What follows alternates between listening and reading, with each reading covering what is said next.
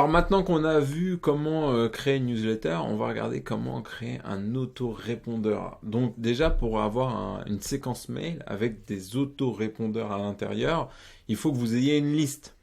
Une liste, pas forcément avoir des contacts dedans, vous pouvez préparer cette séquence avant même d'avoir des contacts à l'intérieur, mais il faut au moins qu'il y ait une liste ici. Voilà, donc je vous montre rapidement, liste, créer une liste. Vous allez voir, c'est très rapide. Je ferai voilà, un petit tour là-dessus, mais une fois que vous avez votre liste, vous allez pouvoir aller ici dans autorépondeur.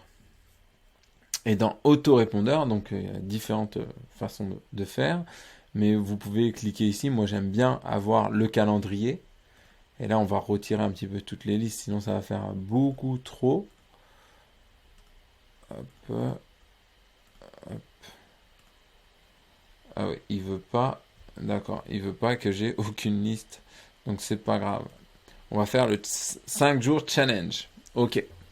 Alors le 5 jours challenge, c'est un accompagnement sur 5 jours où les gens vont recevoir 5 vidéos, une vidéo par jour pour les aider dans leurs problématiques. Et à la fin de ce challenge, on va leur proposer une offre irrésistible, limitée dans le temps, du moins un accompagnement qui est lié à ce challenge.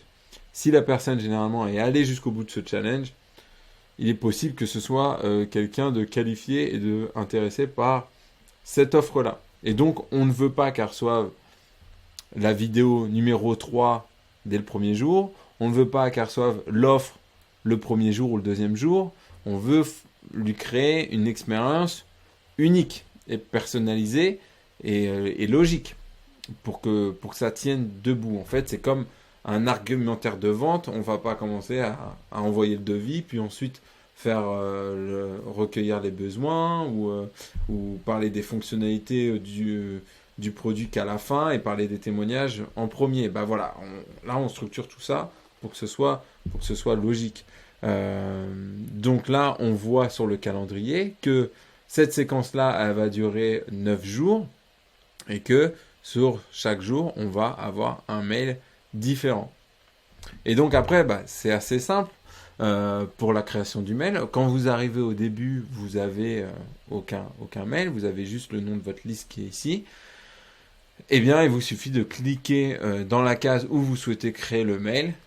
Et là, bah, comme je vous ai montré dans la vidéo précédente, vous allez créer un mail, une newsletter. La seule chose qui va changer, c'est la dernière partie ici, où vous n'allez pas dire que vous voulez l'envoyer maintenant ou à un moment donné, puisque ça sera envoyé en fait le jour 10. Là, j'ai sélectionné la case 10 et je peux choisir soit même heure que l'inscription, soit avec un certain délai, soit à exactement 6 heures du matin. Par exemple, si vous dites bon matin un tel, je souhaitais vous prendre au pied du lit pour vous donner 3 astuces pour démarrer sa journée, du bon pied. Bah, voilà, ça peut être un exemple qui fait que ça peut être une bonne chose de choisir l'heure et également les jours à laquelle vous voulez l'envoyer. Ensuite, pour le reste, c'est exactement pareil que ce que je vous ai montré dans la vidéo précédente.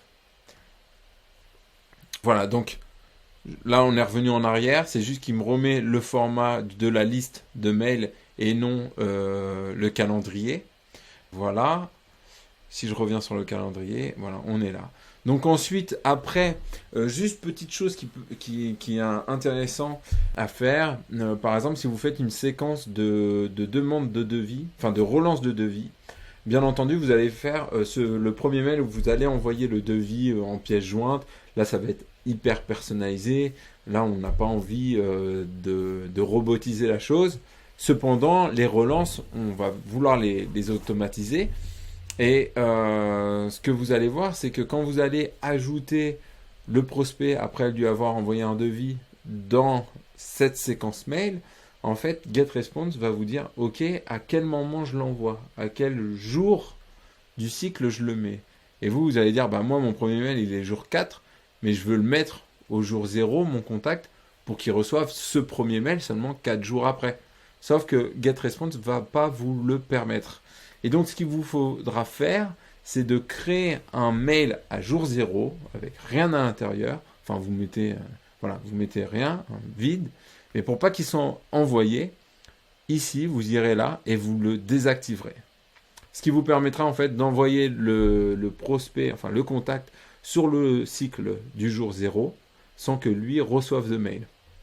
Voilà, donc tout bonnement, vous avez compris, c'est pareil, sur tous les mails qu'on a ici, bon là ils sont tous actifs, donc ils sont tous envoyés, mais vous pouvez les désactiver en cliquant juste là. Voilà, alors je sais que c'est pas simple au début de faire la distinction entre autorépondeur et newsletter. J'espère que j'ai été plutôt clair. Voilà, une newsletter vous empêche pas de créer un autorépondeur. Après, un autorépondeur, vous n'allez pas pouvoir, par exemple, l'envoyer à l'ensemble de votre liste d'un coup. Sauf si, par exemple, on est sur un autorépondeur plus généraliste, par exemple comme une newsletter, ou par exemple là on a un nouveau sujet qu'on a envie d'envoyer, par exemple, qu'on a avancé, on a des mails jusqu'au... Attendez, je vais prendre une newsletter en particulier, je vais prendre celle-ci, ça on va mieux se rendre compte. Vous voyez que là, on envoie ponctuellement, entre guillemets, des mails. Et puis là, voilà, après, ça s'arrête un peu au 56e jour parce qu'en fait, on les fait passer sur une autre séquence mail. Ça sera le sujet de ma prochaine vidéo. Mais juste, ce que je veux vous dire, c'est que là, dans cette séquence-là, je vais avoir beaucoup de contacts qui vont être dispersés un peu partout. Donc, il y en a qui viennent de s'inscrire, qui sont ici. Il y en a qui sont au 46e jour. Puis, j'en ai peut-être qui sont au 100e jour pour certaines listes. Et là, il me prend l'envie de rajouter un mail ici pour parler d'un nouveau sujet.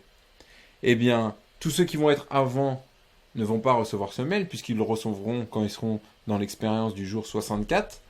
Mais je peux, au moment où je vais confirmer le mail, je vais l'enregistrer, GetResponse va me demander si je souhaite l'envoyer aux 500 contacts qui sont plus loin dans l'expérience. Et ça, c'est ça qui est cool, c'est qu'on va pouvoir quand même leur envoyer, puisque eux, ils sont censés avoir dépassé le jour 64, et donc on va pouvoir quand même leur envoyer ce message. C'est intitulé. Donc voilà, je pense que je vous ai tout dit par rapport à l'autorépondeur. Après, je ferai une vidéo pour les stratégies, mais déjà au niveau de la technique, je pense qu'on est bon. Et si vous avez des questions, bien, vous n'hésitez pas à me les poser. Alors si cette vidéo vous a plu, sachez que chez Magnetic, on est agence partenaire de GetResponse. Donc si vous avez besoin qu'on vous accompagne sur l'infogérance, sur la création d'automatisation, de séquences mail, de rédaction de newsletter, eh bien c'est possible. Et on s'occupe également de l'hébergement, c'est-à-dire que vous pouvez être hébergé sur GetResponse via notre agence, ce qui va vous permettre d'avoir accès à toutes les fonctionnalités du pack maximum, sauf que vous allez l'avoir à un prix moins onéreux qu'avec le pack normal. Donc, je vous invite à prendre contact avec nous. Si toutefois vous voulez passer directement par la plateforme GetResponse, je vous mets le lien ci-dessous et sinon vous pouvez prendre contact directement avec nous. Allez, à très vite pour la prochaine vidéo.